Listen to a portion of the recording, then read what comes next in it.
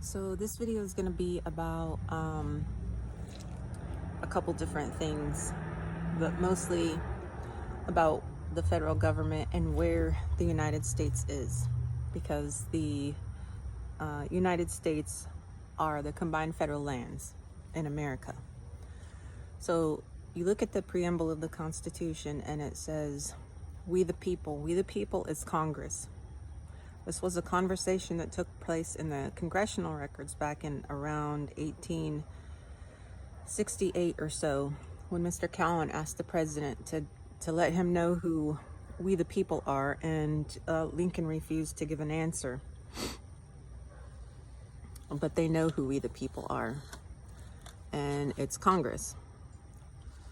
So we the people are Congress assembled, and the United States are the federal lands. It's the only place where they have power. If you look at Article 1, Section 8, Clause 17, it talks about the United States having power, legislative jurisdiction on the federal lands, which is the District of Columbia and lands purchased. A district defined as a jurisdiction or a place where someone has power. A territory where an organization has jurisdiction, which is power. So posts are military reservations, which are the lands purchased, because they were only given authority to purchase lands for defense purposes. Now, defense is spelled in the Constitution with a C. So if we go back to the preamble and we see we the people of the United States, right after that, it says we're going to achieve all these goals.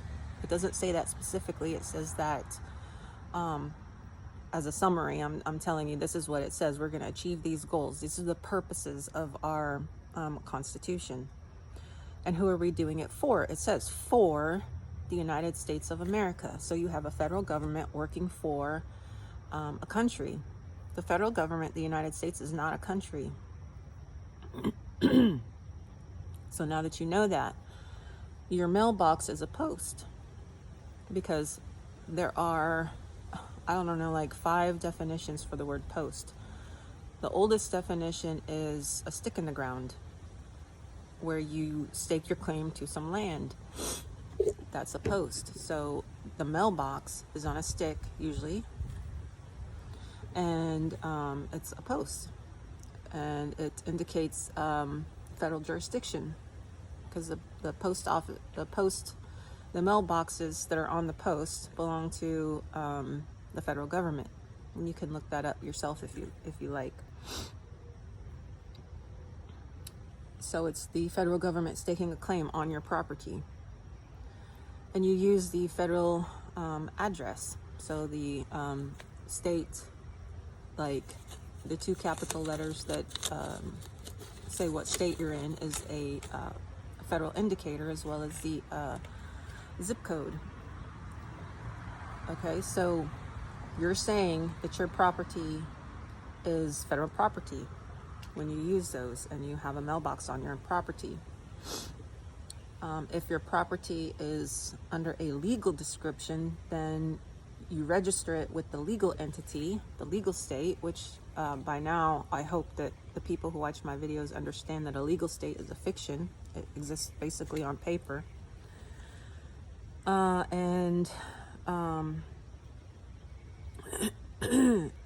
Legal things are all fictions. So there's 2 states. There's one created by the people, and there's one created by the federal government on paper. Okay, so when you put your post in the ground, you're claiming to be part of that fictional state inside your state, because states naturally are created by people. So like originally states were created by the settlers and inhabitants, not a government. A government doesn't create a state. People create a state, and people create governments. So if you go online, now that you know this, put that into application and think about it this way. If you go online and you register for any social media website to be a member of it, you register for eBay, Craigslist, even these conservative websites, you have one option to choose as your place of residence, which is the United States. I think I've seen 2 websites that allow you to choose United States of America. All the rest of them say United States. And this is where they get you, because now you're claiming to be under the District of Columbia and under its jurisdiction and its laws. So you become a taxpayer. One of the first actual photos of a person paying their taxes is a man in uniform. He's wearing the sailor's uniform. And that's because officers and employees under Title V were the actual taxpayers because they resided on the federal lands. So they were federal officers and employees, and in order to be that, they're supposed to be citizens of the United States. So when you go on to these websites, you're claiming to be in the United States. So this is why the District of Columbia is going to claim to be a state soon, because they're collecting people, which means that they can become a state because they're going to have so many people. They're going to have population. So in order to stop that, we have to change our status. So we have to change being from a citizen of the United States in the United States to being in the United States of America. Now, remember, I told you the preamble. It says, we the people of Congress on the federal lands do all these things for the United States of America. But if the United States of America doesn't exist anymore because it doesn't have any people, then who do they work for? Nobody. So we have to stop claiming to be citizens of the United States or in the United States and reclaim being a American. A private citizen, American civilian, private civilian, what have you. If you don't understand this, you can go back and watch some of my other videos where I talk a lot about this kind of stuff. And it's not intuitive, like Patrick Henry said in his papers, Virginia congregation, where they were talking about the Constitution and ratification. He said, you have to have a special kind of intuition to be able to understand the Constitution. And most people back in those days didn't have an upper level of education. They were farmers, ranchers, pilgrims, they lived off the land. Most of them didn't even know how to read. So, of course, they would never be able to read the Constitution and understand it and know exactly what they were doing if they agreed to pass it into law and ratify it. So if most people couldn't even read it, what the hell were they voting for when they were in their states voting for annexation? They probably didn't really even know. A lot of them didn't even vote. But the ones who did show up to vote, they voted for. Of course, if you're passionate for something, you're more likely to show up. If you're just kind of like, whatever, or no, I don't agree with that, then you're less likely to show up. Unless you have a passion to say no, and in which case you would show up, and very few people did. So I'm guessing that most people probably didn't show up because they didn't even understand what was written. So they had no passion to travel a long period of time because the votes were taken in a county, and counties in Texas, some of them are very big. And traveling, not even everybody had a horse, so how could they travel to vote and for something that they didn't even have a passion for, didn't understand, didn't really care about? They wouldn't have. So when you go onto these websites and you select to be a part of the United States, you're selecting to be a part of a fiction that was created by the government, because when you contract from one man to another man, you're outside of what's natural. I know it sounds a little weird, but my next video is going to be about this. And I know I said that my next video is going to be about charters and charter certificates of incorporation, but I'm still researching that, so it's going to take a little bit longer than I thought. So my next video will be about man to man, like man contracting with man or man contracting with God, and what's natural and what's artificial, what's real and what's artificial. So when you claim to be a citizen of the United States and you get a birth certificate, you're claiming to be something artificial, or a part of something that's artificial. So I think what you can do is you can go out on some of these websites and you can see for yourself. You can try to register as a person in the United States of America, and you're not going to be able to. It's only going to give you the option to register in the United States, which is District of Columbia. So you can maybe write to these social media websites if you care to, or start conversations amongst other people, because once people understand the difference between the two places and that they're not in the United States, which for some people seems to be a really difficult concept to grasp, because it's been drilled into their heads for so long that they're part of the United States, that the United States is their country, and the United States is not even a country. Some people will claim it is, like if you look on the internet, they'll claim it is. I mean, it's just propaganda. It's just a deceitful practice to try to get you in under them. And if you want to relate this to a metaphor or a movie, you could think about when Neo was hooked up to the machines, and he got unhooked somehow. He got unhooked, whether it was in his mind or in reality. He unhooked from the machine, and then he saw what was real. And he chose to live in the real world as opposed to live in the fiction or under the machines. So think of it in that way. So you're unhooking from the United States and you're realizing that it doesn't actually exist. It's just a machine. It's an artificial thing. Artificial things are man-made things. Real things are things in nature. Like when it talks about traveling on the road, if you travel in anything artificial, the government claims to regulate it. Whereas if you're traveling on a horse, that's not artificial. That's real. So they don't regulate that. So once you figure that out, once you realize that you're given one option and your option is the wrong one, the wrong place to be, you start to see that there's something going on.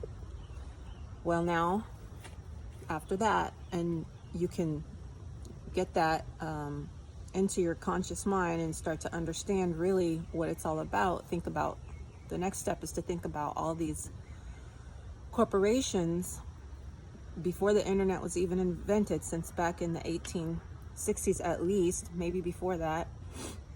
They propagandized, they used deceitful practices, and when I say they, I mean corporations, I mean the government, I mean Rockefeller. This is the way he got his Standard Oil company so big that he was able to take up the entire oil industry in, I don't remember if it was Pennsylvania or Ohio, but he was able to take over all the refineries in that area by lying to people. So he would go to the refinery refinery owners, and he would say, so the federal government is getting ready to come out with this new regulation, and it's going to cost a lot of money to try to comply with all these new regulations. So instead of trying to spend all this money complying with the regulations, it's going to end up putting you in the poorhouse. You can just sell your refinery to me. And his goal was to own all the refineries in that area. And there was one guy that was holding out. There was one guy that saw Rockefeller for what he was, and he's like, you're full of shit. I don't believe you, and I'm not selling. And if they want me to if they want me to comply, then I'll just comply. So he just did all kinds of stuff, and then eventually he was able to get this guy to sell to him, just using some deceitful practice, using a lie, a rumor, a manipulation tactic to get what he wanted. And he became so wealthy, and the other refinery company owners became so poor But they had to sell all their mansions that were located on the one street, the same street that Rockefeller lived on, in which he turned around and bought all these homes. So that's kind of like what the government has been doing, and what these corporations have been doing, because Rockefeller ended up being the first millionaire in America, and he was one of the guys that this is John D. Rockefeller, went to Jekyll Island to start the central bank.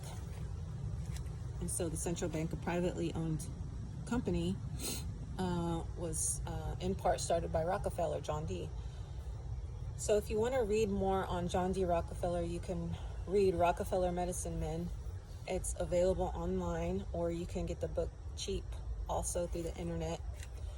He was the first millionaire either in America or in the world. I don't recall which one it was. Definitely in America. And he started the entire medical industry, the pharmacology establishment. He tried to end holistic care, and he made enough money in oil that he was able to have a large part of the oil industry under his control. He was able to basically buy Congress. And during the 1860s, he had a shipping company that he was, I think, part owner in, and he was able to use Lincoln, who used the military, to take over the railroads in order to ship Rockefeller's products into the South at a very, all over the country really, at a very low price. And it has to do also with changing from using, I think it was well blubber as their oil in their lamps, to oil from the ground. So it had stuff to do with that too. That might have been later, after the Civil War. Details escape me, but it's all linked. It's all part of this scam that's taken place. And so one of the other things Rockefeller would do is, once he made an enemy and the enemy didn't want to do business with him anymore, the people who didn't like him and who knew who he was and what he was, he would just start another business under some other name, and they didn't realize it was him, and they would do business with this other company thinking that they were just not doing business with Rockefeller, when in fact they were actually doing business with Rockefeller. So these are just the things that he would do to get what he wanted, and he always got what he wanted. And he took over, he started the central bank in the United States. Same kind of deceitful practices that Congress uses and these politicians use. And so basically it was a corporate takeover started by Rockefeller. Another thing you want to be aware of is that John D. Rockefeller, was related to Nelson Rockefeller, who was related to Bill Gates, like great-great-grandfather or something like that. Cousins, I don't know, something. They're related because the Gates of John D. Rockefeller's time helped him take over the medical establishment and start the whole artificial medical industry. And again, I'm going to go over what's real and what's artificial in another video, probably my next video, because I have all that information already, whereas charters, I'm still putting it all together. So these corporations, they all register as doing business in the United States, and then they tell all these other corporations, well, you have to register to do business in the United States also. Now remember, the United States is a district of Columbia, and lands purchased for defense purposes. That was the intent of the original intent of the Constitution, whereas later on they just started, twisting and turning perception to get people to think that they all have to register as doing business because of the Commerce Clause. But the Commerce Clause applies in the District of Columbia and lands purchased. If you really want to know the stuff, research and study Article 1, Section 8, and research and study it. Look at the layout of it. Look at where the period is. There's one period. That means it's a long list. There's one period at the very end. Look at who has control over it. Look at where they have control over it. Okay, kind of in your mind, pick it apart. and really look at it and really think about what it's saying. Stop thinking about what you've been told it says. Stop thinking about what you think the law says it says, because what you think the law says it says is not what it says. Because they use logic to write the laws, and you're using intuition because you don't have a law degree or a degree in math. Okay? So, and you've also not been taught proper grammar, which hopefully by the end of the year I'll have a big grammar book come out that's from kindergarten all the way past what they teach you in college now. So you'll be smarter than these college students that come out with an English degree. You'll be way smarter than that as far as grammar goes, and hopefully I'll be able to finish it by the end of the year. But that's how studying grammar is really how I've been able to really pick this stuff apart and understand what it says, because logic and grammar go together, but it's a math. It really is a math, and it's kind of a code, I guess. You have to figure out how it all goes together. So all these businesses, they register as doing business with the United States, and once they register, these bigger businesses just basically take over the smaller businesses. They push them out.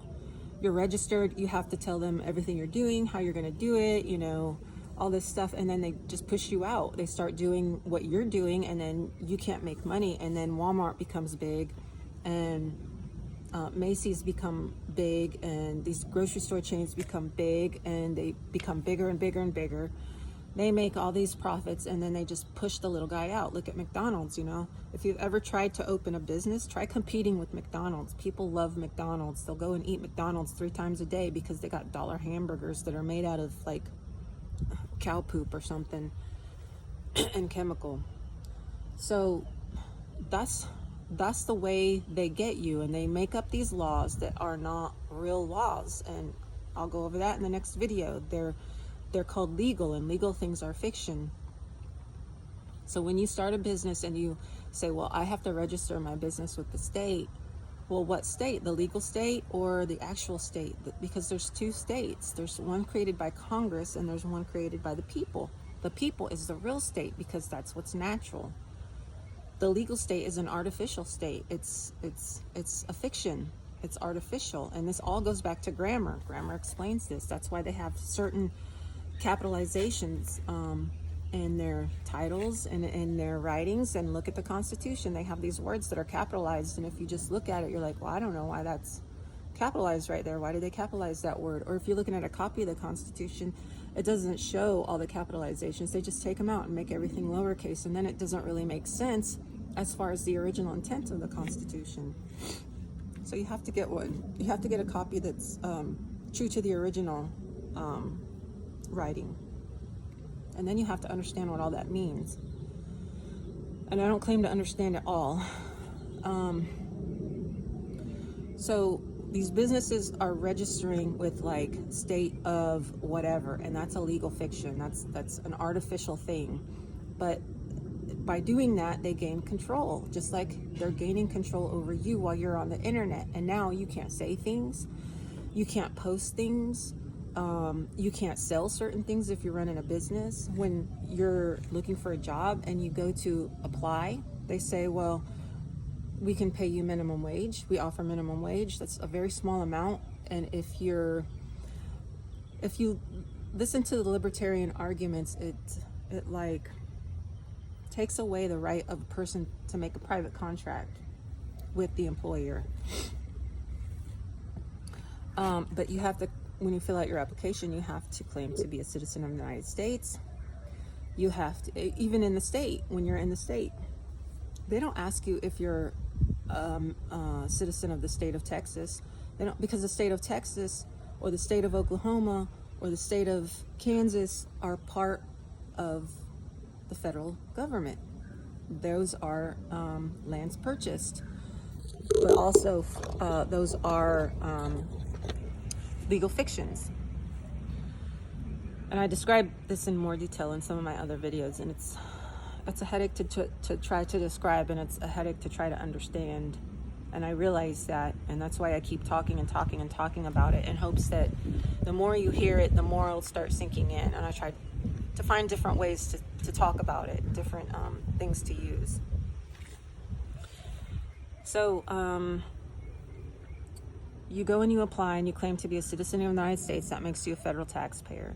You claim to have a federal address using federal codes, and that makes your property tax. You claim to be on federal land. You claim to be under federal jurisdiction. That means they can come in your house whenever they want.